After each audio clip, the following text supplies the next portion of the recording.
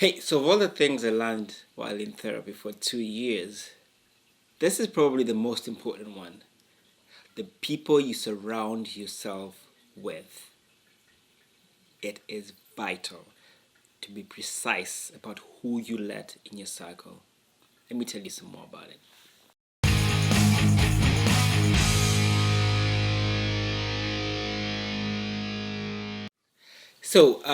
I've talked before about spending 2 years in therapy following a loss I suffered. One of my friends being the victim of gun violence. I'm going to link the episode up top and I'll put the link in the description below.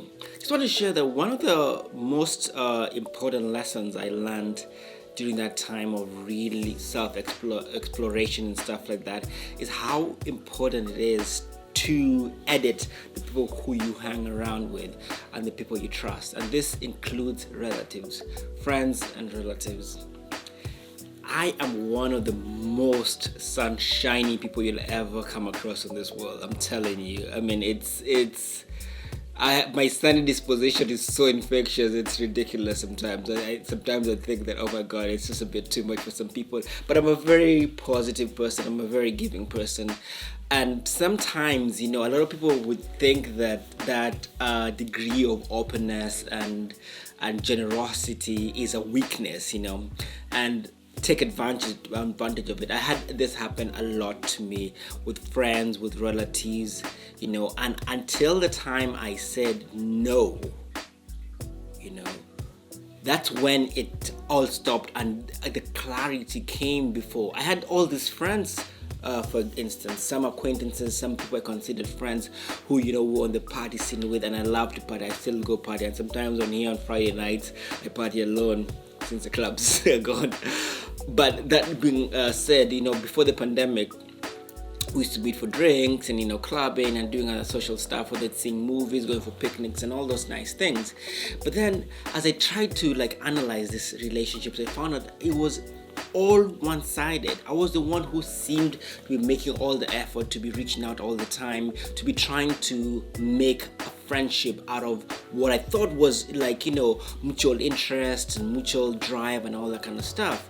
Well, that changed when I found out that I was the one who was always reaching out. I was the one who was always, offering to do this. For instance, I would be like, hey, let's go watch a movie or something like that. And I'd text a couple of people and they'd be like, you know what, it's not a good time for me, I'm broke. I'm like, okay, how about I get you this time and then next time you can get me, And they'd be like, no, it's okay. I won't be able to get you next time. I'm like, okay, fine, let me treat you to a movie.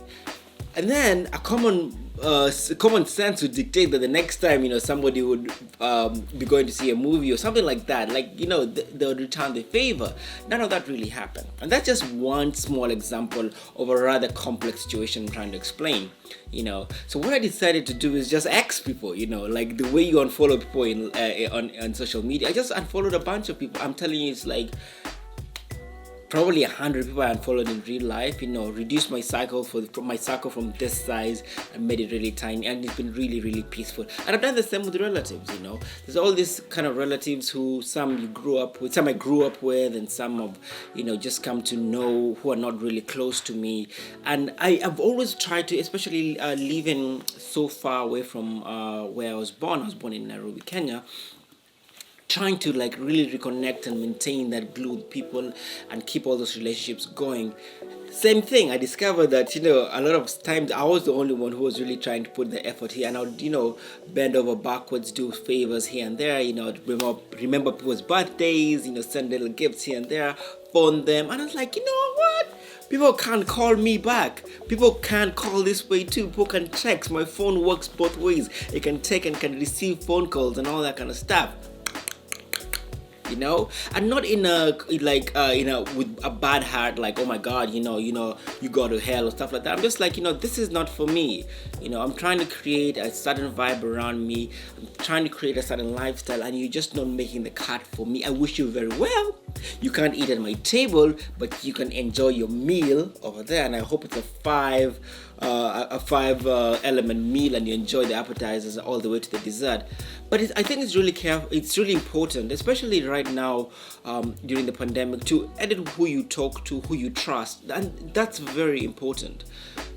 I'm telling you, this is a mistake I made. Trusting the wrong people with a lot of stuff that I had no business to sharing with people. But because I just didn't have an outlet to share the stuff, I kept off social media. I wasn't posting much and all that kind of stuff, and I confided in some people, and it ended up really, really badly. In fact, it messed up our friendships. So 2 things that I think mess up friendships is like over confiding, or even confiding at all in the wrong people, and lending people money. That's number 2. I'm telling you, if you care for any relationship you have with any friends or any relatives, do not overshare, or do not share anything that you'd not want plastered on a billboard in Times Square or sent to emails everywhere. And number 2, don't lend anybody money. Don't lend anybody money that you're not willing to lose. This has happened to me multiple times. I cannot count on all these fingers how many times. I took this many times for me to learn my lesson. Somebody borrow money and say, just spot me this, I'm hard on rent right now, I'll give you back next week. And me being the friend I am, I would be like, okay, my rent is due the week after yours. How about I give you a portion of mine and you get me back? Where I'm still waiting on some of that money till right now. And it's happened. And a lot of those people are actually relatives. Some of them are friends, people I consider, that we're really close with, and they should not be having this behavior. And then obviously when you ask for the money back, it becomes your problem. You're the one who is now causing problems for asking money that they should have been paid back in the first place. You understand what I mean? Don't lend anybody money you're not prepared to lose. Just don't do it. If you have some money and you would like to donate to a cause, maybe somebody's having a hard time, they have a GoFundMe or whatever, cash up them, whatever them, Venmo them, forget about the money. My philosophy up till right now is, my new philosophy, because I failed this many times, is, if somebody asks me for a loan and I'm in a position to help, I'll say, okay, you're asking me for X amount. I can't do X amount, but here is a little bit that can go towards what you're trying to do.